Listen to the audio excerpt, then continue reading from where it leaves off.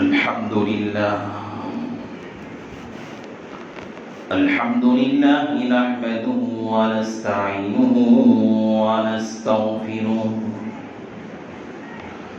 ونؤمن به ونتوكل عليه ونعوذ بالله من شرور أنفسنا ومن سيئات أعمالنا من يهده الله فلا مضل له ومن يضلله فلا هادي له ونشهد أن لا إله إلا الله وحده لا شريك له ونشهد أن سيدنا ومولانا محمدا عبده ورسوله صلى الله عليه وعلى آله وأصحابه وبارك وسلم تسليما كثيرا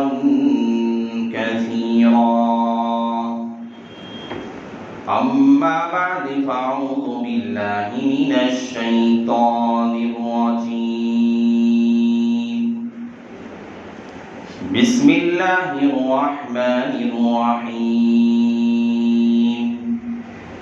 لن ينال الله لحومها ولا دماؤها ولكن يناله التقوى منكم وقال النبي صلى الله عليه وسلم من وسع أن يضحي فلم يضحى فلا يحضرنا مصلانا أو كما قال النبي عليه الصلاة والسلام رب اشرح لي صدري ويسر لي أمري واحلل عقدة من لساني يفقهوا قولي اللهم صل على سيدنا مولانا محمد في أول كلامنا اللهم صل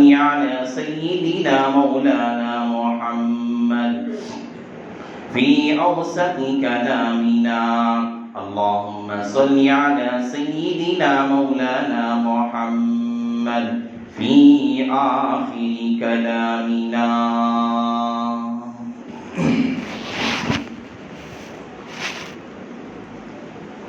معزز سامعین کرام،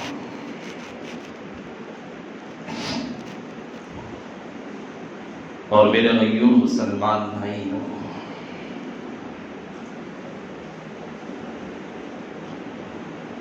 یہ مہینہ یا ایام جو ہماری زندگی میں گردش کر رہے ہیں، یہ ایام قربانی ہے۔ لوگوں میں یہ بات ہے اور ہمارے ذہنوں میں بھی یہ بات چلتی ہے کہ یہ قربانی کا مسئلہ، جانوروں کے ذبح کرنے کا مسئلہ، بس یہ ہماری زمانے سے، امت محمدیہ کی ابتدا سے، یہ یا تو زیادہ سے زیادہ تھوڑی اور دینداری کی عقل رکھنے والا، سمجھ رکھنے والا یہ سمجھتا ہے کہ قربانی کا تعلق حضرت ابراہیم علیہ نبینا علیہ السلام سے، بس انہی کے زمانے سے شروع ہوا ہے اور اب تک یہ سلسلہ چل رہا ہے۔ حالانکہ بات ایسی نہیں، یہ جو سلسلہ ہے قربانی کا، نہ یہ اس امت کے زمانے سے شروع ہوا ہے، نہ حضرت ابراہیم کے دور سے شروع ہوا۔ یہ سلسلہ اس وقت سے شروع ہوا ہے جب سے اس کائنات کو ہمارے رب نے بنایا۔ یہ پوری کی پوری دنیا، یہ ساری کی ساری کائنات جو منحصر ہے، جو چل رہی ہے، یہ قربانی پہ چل رہی ہے۔ سب سے پہلے اس کائنات کے انسان، ہمارے جد امجد حضرت آدم علیہ نبینا علیہ السلام کے جو لڑکے حابیل اور قابیل تھے، سب سے پہلے قربانی دونوں نے دی تھی۔ دنیا کے سب سے پہلے انسانوں نے قربانی دی، حابیل اور قابیل دونوں دو بھائی تھے۔ کسی مسئلے میں جھگڑا ہوا، ان دونوں کو قربانی دینے کا حکم ہوا، دونوں نے قربانی دی۔ حابیل نے بکری کو لایا، ذبح کر کے پہاڑ پہ رکھ دیا۔ قابیل نے اپنی کھیت سے اناج لایا، پہاڑ پہ رکھ دیا۔ پہلے زمانے میں آج کی طرح نہیں تھا، آدمی صدقہ دینا ہے، زکوٰۃ دینا ہے، کسی غریب کو آج دیا کرتا، اللہ کے نام پہ ذبح کرتا ہے، گوشت اپنے گھر والوں میں، اپنے رشتہ داروں میں تقسیم کرتا ہے، خود بھی کھاتا ہے، اپنے گھر والوں کو کھلاتا ہے۔ زکوٰۃ کا مال صدقے کا مال ہے، عشر ہے، یہ سب اپنے رشتہ داروں میں، اپنے بھائیوں میں، بہنوں میں تقسیم کرتا ہے، خاندان میں دیتا ہے، رشتہ داروں میں دیتا ہے، اپنے محلے کے غرباء پہ تقسیم کرتا ہے، اپنے مسکینوں پہ تقسیم کرتا ہے، خرچ کرتا ہے۔ لیکن وہ جو دور تھا، اس دور کے اندر ایسا نہیں تھا۔ آدمی صدقہ کرنا چاہتا، قربانی دینا چاہتا، زکوٰۃ کا مال ادا کرنا چاہتا، کسی دوسرے پہ خرچ کرنا چاہتا، کسی یتیم کو دینے کی ضرورت نہیں تھی، کسی مسکین پہ خرچ کرنے کی ضرورت نہیں تھی۔ اس زمانے کے اندر ذبح کر کے آج کی طرح قربانی کا جانور ہے اپنی جگہ رکھ کر، آج کے دور میں جو ملت محمدیہ کا جو حکم ہے، آدمی ذبح کر کے سارا کا سارا جانور اپنے گھر میں اگر کھا لے تبھی اس کے لیے جائز ہے۔ لیکن اس زمانے کا، اس دور کا جو حکم اللہ تعالیٰ کی طرف سے اس قوم پہ تھا، اور سب سے پہلے انسانوں میں تھا، کھانے کا حکم نہیں تھا، نہ مسکینوں پہ خرچ کرنے کا حکم تھا، نہ غریبوں پہ خرچ کرنے کا حکم تھا۔ مال ہوتا پہاڑ پہ لے جا کے رکھ دیا کرتے، مال ہوتا صدقے کا پہاڑ پہ لے جا کے رکھ دیتے، قربانی کا مسئلہ ہوتا لے جا کے پہاڑ پہ رکھ دیتے، آسمان سے آگ آتی، اور جو جس مال کو آگ آسمان سے آ کر جلا دیتی، خاکستر کر دیتی، وہ سمجھا جاتا کہ فلاں آدمی کا جو مال تھا اللہ نے اسے قبول کر لیا ہے۔ اللہ کے یہاں اگر قبول کرنے کا مسئلہ نہ ہوتا، اللہ اس مال کو آگ کے ذریعے سے نہیں جلاتے تھے۔ حابیل اور قابیل دونوں بھائی، دونوں نے قربانی دی، ایک نے بکری کی قربانی دی، ایک نے اناج کی قربانی دی، لے جا کر پہاڑی پر رکھ دی، اونچائی پہ رکھ دی۔ آگ آسمان سے جو طریقہ اس زمانے کا تھا، آگ آسمان سے آئی، اللہ کی مصلحت اور منشا اور حکم کے مطابق آگ آئی، اس بکری کو جلا کے خاکستر کر کے چلی گئی۔ حابیل کی قربانی قبول ہو گئی، اور جو ہے اللہ تعالیٰ کے یہاں اسے درجہ مل گیا، اللہ نے قبول فرما لیا۔ یہ قربانی کا سلسلہ حضرت ابراہیم کے دور سے نہیں، میں کہہ رہا ہوں اس دنیا، اس کائنات کی ابتدا جب سے ہوئی ہے، اللہ تعالیٰ نے اس کائنات کو جب سے پیدا کیا، نسل انسانی میں سب سے پہلے انسان جسے آدم اور حوا کہا جاتا ہے، حضرت آدم اور حوا، حضرت حابیل اور قابیل کے زمانے سے یہ قربانیوں کا سلسلہ چل رہا ہے۔ سب سے پہلے قربانی دینے والے دونوں بھائی تھے، اور اس طریقے کے مطابق قربانی دی۔ اس زمانے میں پتہ چل جاتا تھا کس کی نیت کیسی ہے، آج پتہ ہی نہیں چلتا۔ آدمی لاکھوں کی قربانی دیتا ہے، نیت اس کی لوگوں میں شہرت پانے کی ہے، لوگوں میں نیت اس کی جو ہے غلط طریقے کی ہے، نام و نمود کی اس کی نیت ہے، لوگوں میں شہرت پانے کی نیت ہے، اپنا نام جتلانے کی نیت ہے۔ یہ پتہ لوگوں کو نہیں چلا کرتا اس کے دماغ میں کیا چل رہا ہے، اس کے دل کے اندر کیا چل رہا ہے، اس کی قربانی قبول ہوگی یا نہ ہوگی۔ پتہ نہیں چلتا تھا. لیکن آج اب اس زمانے کے دور کی طرح اگر آج ہوتا, آج بڑے بڑے جانور خریدنے والا مالدار, آج بڑی بڑی قربانیاں دینے والا, نام کمانے میں لگنے والا, شہرت کمانے کی کوشش میں لگا ہوا, حرام کی کمائی لے کر جانور خرید کر اپنا نام جلانے والا, اور دوسروں کا حق چھین کر مال لے کر جانور خرید پر قربانی دے کر اپنا نام اونچا کرنے کی کوشش کرنے والا, ایسا سود کا پیسہ لے کر جانور خرید کر اللہ کی راہ میں قربان کرنے کی کوشش کرنے والا, ایسا ناہنجا انسان اور ایسا بے لطیف انسان, ایسے آدمی کا پتہ چل جاتا اگر اس زمانے کے دور کی طرح آج حکم ہوتا جو حضرت آدم کے زمانے میں تھا, جو حضرت حابیل کے زمانے میں تھا, جو حضرت قابل کے زمانے میں تھا, جو حضرت حوا کے زمانے میں تھا, اس دور کے اندر جو تھا آج پتہ چل جاتا, لے جا کر کسی پہاڑی پہ اگر قربانی کا جانور لگ دیتے, پتہ چل جاتا کون سا مال حرام کا ہے, کون سا مال ناجائز کا ہے, کون سا جانور حلال کی کمائی سے خون پسینہ ٹپکا کے لایا ہوا ہے, تب پتہ چل جاتا. لیکن آج وہ دور نہیں ہے. اللہ نے احکامات کو خفیہ طور پہ رکھ دیا, انسان کی نیتوں کو اللہ نے پردوں کے اندر رکھ دیا, اللہ نے انسان کے ارادوں کو اس کے دل کے اندر پیوست کر کے رکھ دیا ہے. آج پتہ نہیں چلتا ہے. لیکن خدا کی قسم اگر اس زمانہ ہوتا جو حضرت آدم کا زمانہ ہے, آج کے شریروں کا پتہ چل جاتا, آج کے مال کو ہڑپنے والے لوگوں اور اپنے نام کو جلانے والے, بڑی بڑی شہرت پانے والے لوگوں کا پتہ چل جاتا. لیکن اللہ نے یہ کہا کہ بندوں کے درمیان اگر اس بات کا پتہ چلے گا کہ نیتوں کے اندر خلل پایا جاتا ہے, میرے بندے کی عزت کے اندر خلل آئے گا, لوگ اسے غلط نگاہوں سے دیکھا کریں گے, لوگ اسے کم تر نگاہوں سے دیکھا کریں گے. اللہ نے ارادوں کو مخفی رکھ دیا.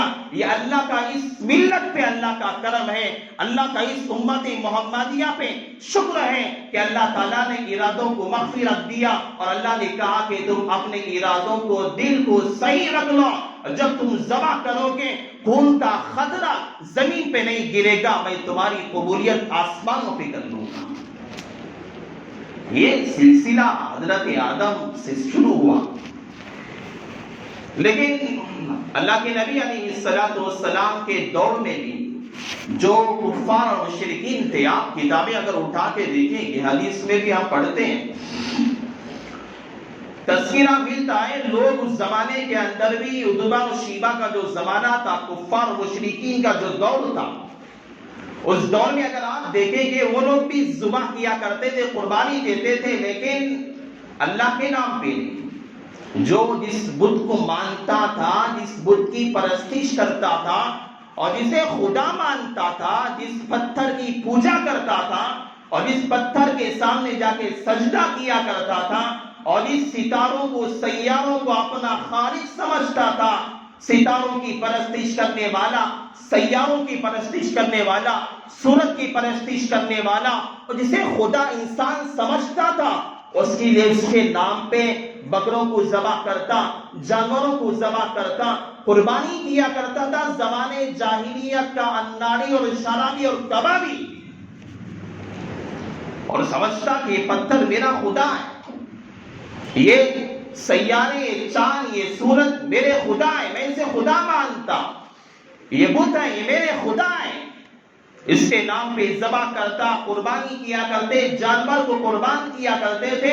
یہ سلسلہ دور اول سے لے کر, ابتدا سے لے کر یہ چلتا آ رہا ہے. یہ سلسلہ حضرت آدم کے دور میں بھی تھا, حضرت موسیٰ کے دور میں بھی تھا, حضرت عیسیٰ کے دور میں بھی تھا, حضرت شعیب کے دور میں بھی تھا, حضرت خضر کے دور میں بھی تھا. یہ سلسلہ انبیاء اور رسولوں کے دور سے چلتا آ رہا ہے. طریقہ الگ تھا, وہ الگ تھا, نہج الگ تھا, احکامات الگ تھے. لیکن اللہ تعالیٰ نے حضرت ابراہیم علیہ النبیین علیہ الصلوۃ والسلام جسے خلیل اللہ، اللہ کا دوست کہا جاتا ہے، اللہ کا رفیق جس پیغمبر کو کہا جاتا ہے، اللہ تعالیٰ نے اپنے خلیل، اپنے رفیق، اپنے محبوب ترین پیغمبر کے ذریعے سے اللہ تبارک و تعالیٰ نے ایک بہترین نیز ایک طریقہ اللہ تعالیٰ نے شروع کیا حضرت ابراہیم کی آزمائش اور ان کے امتحانات پہ کامیاب ہونے پر اللہ تعالیٰ نے اس فریضے کو اللہ نے واجب قرار دیا۔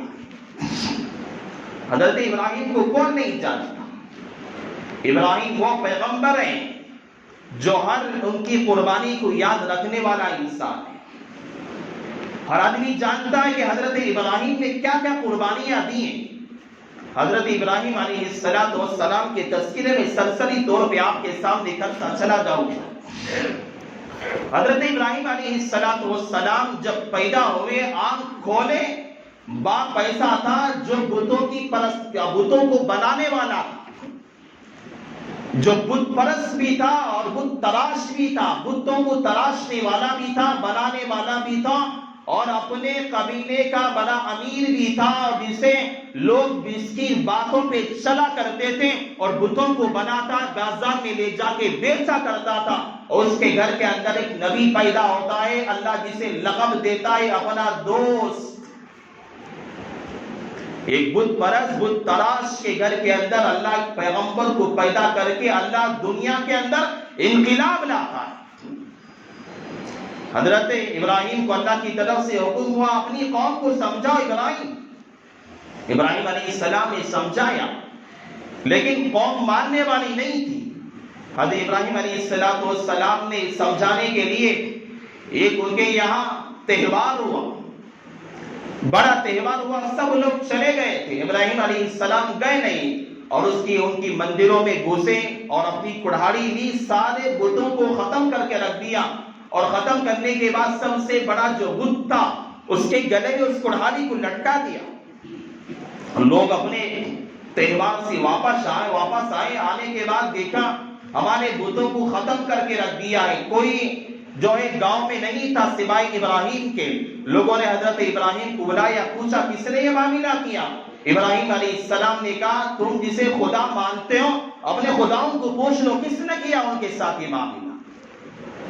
پوچھا تمہارا بڑا خدا ہے، اور اسی خدا کے سر کے اوپر اس کی گردن پہ کڑھاڑی لٹکی ہوئی ہے، اور اسی خدا نے تمہارے سارے دوسرے خداؤں کو ختم کر دیا۔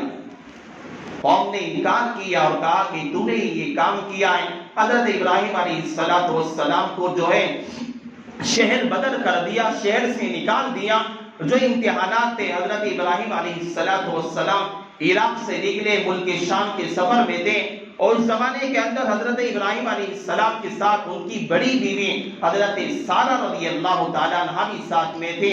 ملک شام کا یہ سفر تھا، درمیان میں مصر پڑتا ہے، اور مصر کا ایک بادشاہ اس زمانے کا جاہل تھا، ظالم تھا، جابر تھا، اس زمانے کا بڑا ظالم انسان تھا۔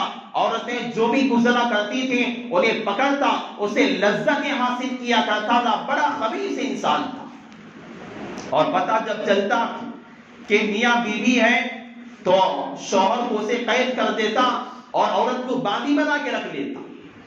حضرت ابراہیم علیہ السلام کو بات جب معلوم ہوئی تو حضرت ابراہیم علیہ السلام نے حضرت سارہ اپنی بیوی سے کہا کہ جب بادشاہ جب پوچھے گا ہم جو ہے حکمتاً ہم جو ہے جھوٹ نہیں کہیں گے، بلکہ دینی اعتبار سے ہم دونوں اپنے آپ کو ایک دوسرے کو بھائی بہن کہیں گے۔ حقیقی بھائی تو ہم نہیں ہیں، ہم میاں بیوی ہیں، حقیقی بھائی بہن نہیں ہیں، لیکن جب بادشاہ پوچھے گا ہم دینی اعتبار سے ہم بھائی بہن کہیں گے۔ جب بادشاہ پوچھے گا تب کہنا کہ یہ میرا بھائی ہے، جب مجھ سے پوچھے گا میں کہوں گا کہ میری یہ بہن ہے، جھوٹ بھی نہیں ہوگا، ہم بادشاہ سے نجات بھی پا جائیں گے۔ آپس میں بات ہوئی، اگر بھائی بہن آپس میں ہوتے بادشاہ چھوڑ دیتا تھا، اگر میاں بیوی ہوتے تو پکڑ لیتا، مرد کو قیدی بنا دیتا، بیوی کو اپنی باندی بنا کے رکھ دیتا۔ ایسا ہی ہوا، جب شہر میں پہنچے اس کے سپاہیوں نے حضرت ابراہیم اور حضرت سارہ کو پکڑ کے بادشاہ کے پاس لے گئے۔ لے جا کے جب پوچھا گیا حضرت ابراہیم سے، حضرت سارہ سے، انہوں نے کہا کہ ہم بھائی ہیں، بھائی بہن ہیں آپس میں، لیکن بادشاہ ظالم انسان تھا، اور یہ حضرت سارہ کے ساتھ غلط ارادے سے جو ہے بھائی بہن ہونے کے باوجود بھی اپنے اصول کے خلاف اس نے کام کیا اور حضرت ابراہیم کو قید میں ڈال دیا۔ حضرت سارہ کو جو ہے ظلم کرنے کے لیے، تشدد کرنے کے لیے اپنا ہاتھ بڑھایا۔ جو ہی ہاتھ بڑھایا غلط ارادے سے بادشاہ نے، اللہ تعالیٰ نے اس کے ہاتھ کو شل کر کے رکھ دیا، ہاتھ کام کرنا بند کر دیا۔ پھر اس نے اپنے ارادے کو بدل دیا، جو ہی ہاتھ چھوڑا اس کا ہاتھ صحیح سالم ہو گیا۔ پھر جب اس کا ارادہ ہوا، انسان کو اللہ جو دیتا ہے آزمائشوں میں کبھی ڈالتا ہے، اللہ کبھی ڈھیل دیتا ہے، اب سدھرے گا تب سدھرے گا۔ اللہ نے بادشاہ کو پہلی مرتبہ چھوڑا، اور جب اس نے چھوڑا اس نے پھر پیش میں آ کر کے ہاتھ بڑھایا غلط ارادے سے، اللہ نے پھر اس کا ہاتھ شل کر دیا، اس کا ہاتھ کام کرنا بند کر دیا۔ ڈر کے مارے اپنا ہاتھ پھر نیچے رکھ لیا۔ پھر اس نے جب اچھا ہو گیا، صحیح سالم ہاتھ ہو گیا، پھر اپنا ہاتھ آگے بڑھایا، پھر غلط ارادہ کرنے لگا۔ پھر اللہ تعالیٰ نے اس کے ہاتھ کو شل کر دیا، ہاتھ کام کرنا بند کر دیا۔ تو بادشاہ نے سوچا کہ سامنے جو عورت ہے یہ کوئی معمولی عورت نہیں ہے، اللہ کی برگزیدہ بندی نظر آتی ہے، یا اللہ کے قریب رہنے والی بندی ہے۔ اگر میں آگے ہاتھ بڑھاؤں گا اللہ زمین میں مجھے دھسا کے رکھ دے گا۔ توبہ کیا اور توبہ کر کے حضرت سارہ سے معافی مانگا، حضرت ابراہیم کو قید سے نکالا، دونوں سے معافی مانگا۔ معافی مانگنے کے بعد بادشاہ کے یہاں ایک باندی تھی حضرت حاجرہ، حضرت حاجرہ کو حضرت سارہ کے لیے ہبہ کر دیا، تحفے کے طور پر دے کر بھیج دیا، اور بڑے اہتمام کے ساتھ، بڑے اصول اور ضوابط کے ساتھ حضرت سارہ حضرت ابراہیم علیہ السلام کو وہاں سے بادشاہ مصر نے روانہ فرمایا۔ وہاں سے آنے کے بعد حضرت سارہ نے جو حضرت حاجرہ کو ہبہ کیا تھا، بادشاہ نے، حضرت سارہ نے حضرت ابراہیم علیہ السلام کو وہ عورت ہبہ کر دی، تحفے میں دے دیا۔ حضرت ابراہیم علیہ السلام نے ہبہ لینے کے بعد، تحفہ لینے کے بعد حضرت حاجرہ سے نکاح کر لیا۔ حضرت ابراہیم علیہ السلام کی تقریباً 86 سال عمر ہو چکی تھی۔ 86 سال عمر ہونے کے بعد بھی حضرت ابراہیم کو کوئی اولاد نہیں تھی، نہ حضرت سارہ سے تھی، نہ حضرت حاجرہ سے اولاد تھی، بغیر اولاد کے حضرت ابراہیم تھے۔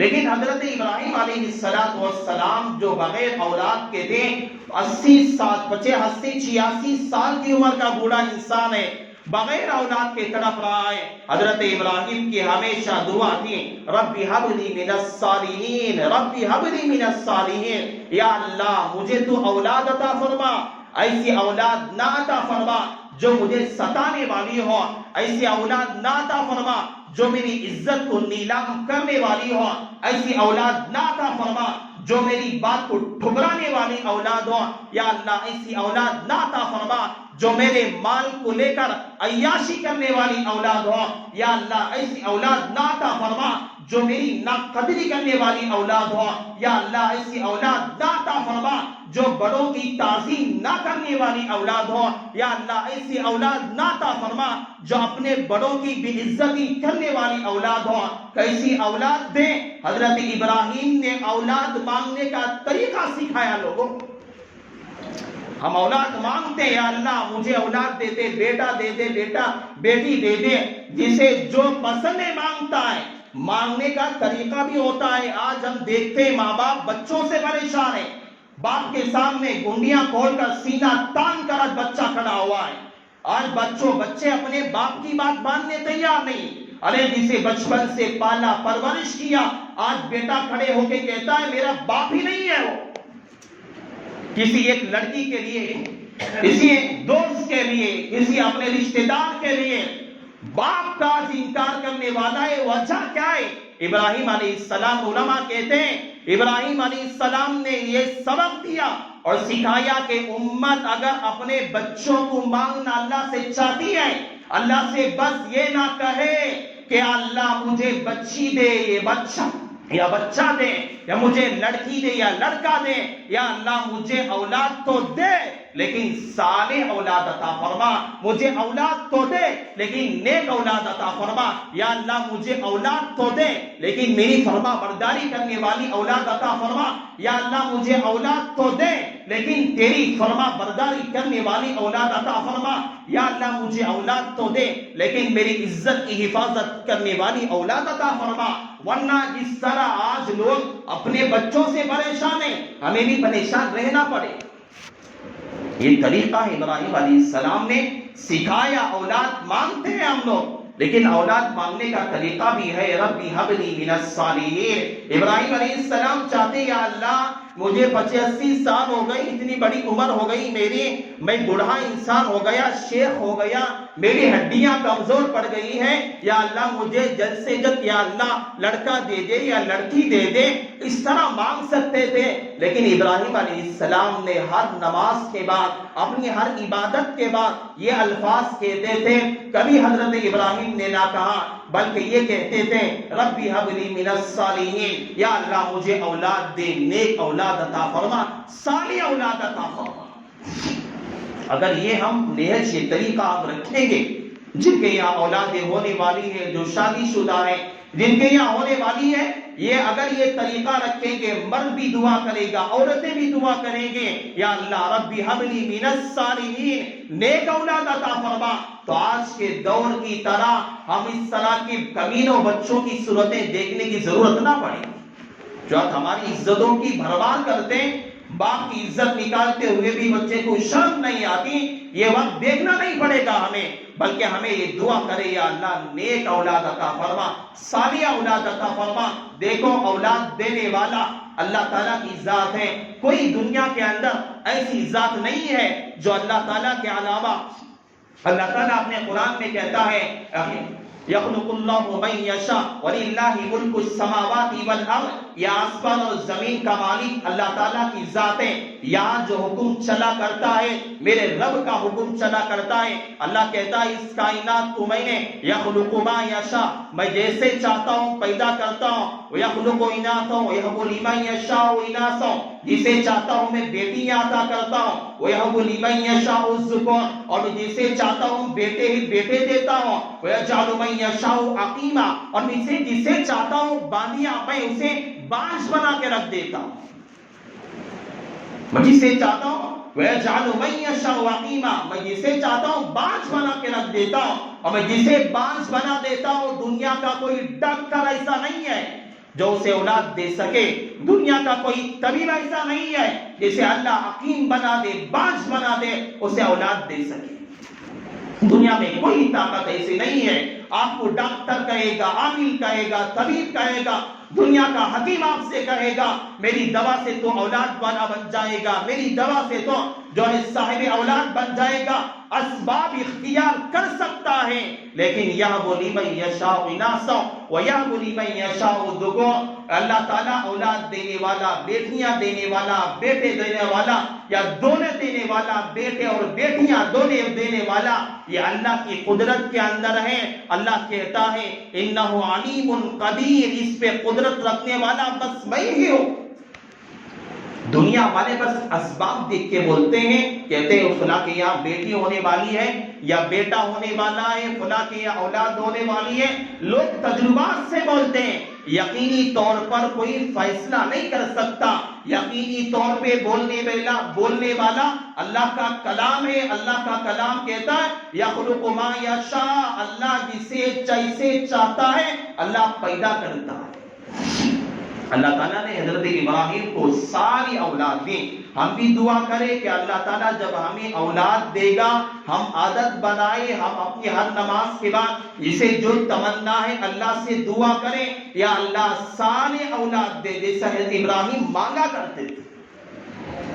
اللہ تعالیٰ نے حضرت ابراہیم کو 86 سال کے بعد اللہ تعالیٰ نے اولاد دی. بڑھاپے کے دور کے اندر جو اپنی ابتدائی دور سے اولاد کی تمنا کرتے تھے, دعائیں کرتے تھے, اللہ تعالیٰ نے 86 سال کے بعد اللہ تعالیٰ نے حضرت ابراہیم کے گھر کے اندر حضرت اسماعیل ذبیح اللہ کی پیدائش ہوئی اور اللہ تعالیٰ نے اسی کے ذریعے سے قربانی کا سلسلہ چلا. اگر موقع ملا تو اس کے بارے میں انشاءاللہ گفتگو کروں گا.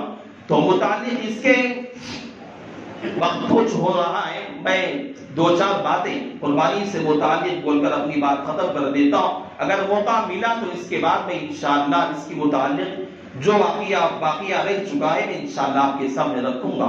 دیکھیے یہ قربانی کے ایام میں ایک ایام وہ بھی آتے ہیں، ایام تشریق جسے کہتے ہیں۔ ایام تشریق جب حضرت اسماعیل ذبیح اللہ کو حضرت ابراہیم ذبح کر رہے تھے، ان کی ذبح کرتے ہوئے جب سارے فرشتوں نے یہ منظر دیکھا تھا، حضرت جبرائیل کی زبان پہ آ گیا تھا اللہ اکبر اللہ اکبر۔ حضرت اسماعیل ذبیح اللہ نے پڑھا لا الہ الا اللہ واللہ اکبر۔ جب یہ الفاظ حضرت ابراہیم نے اسماعیل کی زبان سے سنے تو سننے کے بعد ابراہیم علیہ السلام نے کہا لا الہ الا اللہ واللہ اکبر۔ یہ تکبیرات ہیں جو 9 ذی الحجہ سے شروع ہوتے ہیں، 11 ذی الحجہ کی اصل، 13 ذی الحجہ کی اصل کی نماز تک ہر نماز کے بعد پڑھنا یہ واجب ہے۔ آپ جماعت کے ساتھ نماز پڑھیں یا آپ اکیلے جماعت سے نماز ہونے کے بعد نماز پڑھیں، آپ کو ہر فرض نماز کے بعد پڑھنا واجب ہے، ایک مرتبہ پڑھنا واجب ہے۔ یہ 3 مرتبہ کا جو سلسلہ ہے، فلاں مسجد میں پڑھتے ہیں، یہ مسجد میں پڑھتے ہیں، شریعت پہ جو مسئلہ صحیح طور پہ اس پہ چلا کرو، جو مسئلہ صحیح طور پہ ڈنکے کی چوٹ پہ ہم کہتے ہیں، ایک مرتبہ پڑھنا واجب ہے۔ امام ابو حنیفہ، امام محمد، امام ابو یوسف نے کہا 3 مرتبہ پڑھنا خلاف سنت ہے۔ کوئی آدمی ضروری سمجھ کر پڑھتا ہے، اسی وقت وہ آدمی گناہ کرنے والا، بدعت کرنے والا ہے۔ 1 مرتبہ پڑھنا یہ افضل ترین عمل ہے۔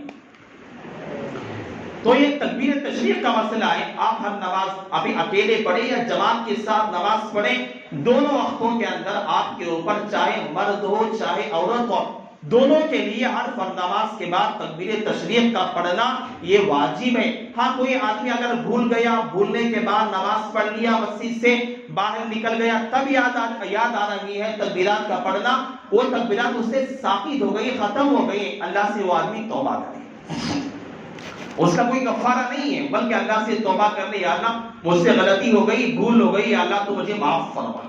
اور دوسری بات ہے، ہم جانور جو لاتے ہیں، عیب دار جانور لانا ہے، بار بار لوگ مسئلہ یہ پوچھتے ہیں دانت ڈالنے والا، جسے دانت ڈالا گیا، بڑے جانوروں میں گائے بیل میں جو دانت ڈالنے کا مسئلہ ہے، لوگ اصل یہ سمجھتے ہیں جس جانور کو دانت ڈالا گیا ہو وہی جانور جو ہے قربانی کے قابل ہے، ایسی بات غلط ہے۔ دیکھو میں بات سمجھاتا ہوں آپ کو، چھوٹے بچے ہیں، بعض بچوں کو بہت جلد دانت آ جاتے ہیں، بعض بچے ایسے ہوتے ہیں جو بہت کئی دن گزرنے کے بعد بہت تاخیر سے دانت آتے ہیں، بعض بچے ہوتے ہیں جنہیں دانت بہت جلد آ جاتے ہیں، بعض بچے ہوتے ہیں جنہیں کم آتے ہیں۔ بچوں میں ایسا ہوتا ہے، جانوروں میں بھی ایسا ہوتا ہے، بعض جانوروں کو 1.5 سال 1 سال کے اندر سب دانت آ جاتے ہیں، اور بعض جانور ہوتے ہیں 2 سال بھی گزر جاتے ہیں لیکن دانت نہیں آتے ہیں، لوگ سمجھتے ہیں اس کی قربانی نہیں ہوگی، حالانکہ غلط ہے۔ دانت آیا ہو یا نہ ہو، دانت ڈالا گیا ہو یا نہ ڈالا گیا ہو، اس میں قربانی کا کوئی مسئلہ نہیں ہے۔ عمر اگر جانور کی، بیل کی اگر عمر 2 سال کی ہو گئی ہے تو بیل کی قربانی دے سکتے ہیں، دانت ڈالا گیا ہو یا نہ ڈالا گیا ہو، دونوں صورتیں میں دوسرے دے سکتے ہیں۔ بکرا ہے، بکرے کا 1 سال ہو گیا، اسے دانت آئے ہو یا نہ آئے ہو، اس کی قربانی دے سکتے ہیں۔ اور دوسری بات یہ ہے، اب برسات کا موسم ہے، ٹھنڈ کا موسم ہے، دیکھو افضل ترین علماء نے لکھا ہے قربانی ایسی دینی چاہیے، جانور جب ذبح کرے، جب چاقو جانور کی گردن پر جب چلائیں گے، چلاتے ہوئے جو سامنے مالک کھڑا ہوا ہے جس کی طرف سے قربانی دی جا رہی ہے، اسے تکلیف ہونی چاہیے، دل میں درد ہونا چاہیے، تڑپ ہونی چاہیے، اس طرح جانور کو پرورش کر کے پال کر قربانی دینا چاہیے، افضل ترین طریقہ ہے۔ ایسا نہیں کل قربانی کا دن ہے، رات میں لایا ذبح کر کے چھوڑ دیا، ایسا لوگ سمجھتے ہیں ایک بوجھ تھا ہم نے ادا کر دیا، یہ غلط طریقہ ہے۔ جانور لائے، اسے سدائے، کھلائے پلائے، اور ایسا نہیں لوگ جسے بادام کھلا رہا ہے، کوئی اخروٹ کھلا رہا ہے، کوئی پستہ کھلا ہے، یہ غلط بات ہے، زیادہ غلو بھی نہ کریں، جو جانور کھاتا ہے وہ چیزیں کھلائے، یہ طریقہ زیادہ غلو بھی نہ کرنا چاہیے۔ اپنا اپنی شان پتی کے لیے کوئی جو ہے کھجور کھلا رہا ہے، کوئی کشمش کھلا رہا ہے، کوئی جو ہے انجیر کھلا رہے ہیں، غلط طریقے ہیں. جانور کو پالیں، سدائیں، اسے اچھے طریقے سے پالیں. برسات کا موسم ہے، ٹھنڈ کا موسم ہے، آپ اپنے گھروں کے اندر آرام سے سوتے ہیں.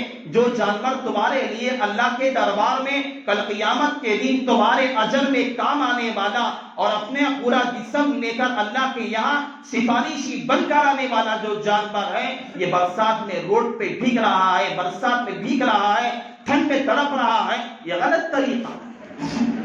جانور کی جب قربانی دینا، اس کی حفاظت کرو، اس کی صحیح طور پہ پرورش کرو، اس کے لیے چھت کا انتظام کرو، اس کے لیے رہنے کا صحیح انتظام کرو. جانور قربانی کا ہے، کیچڑ میں پڑا ہوا ہے، موڑی میں بیٹھا ہوا ہے، صحیح طور پہ طریقہ نہیں. تمہارا لیے کل قیامت کے دن یہ اجر کا ذریعہ بننے والا ہے، تمہارے کام آنے والا ہے. سمجھ سوچ کے دیکھو.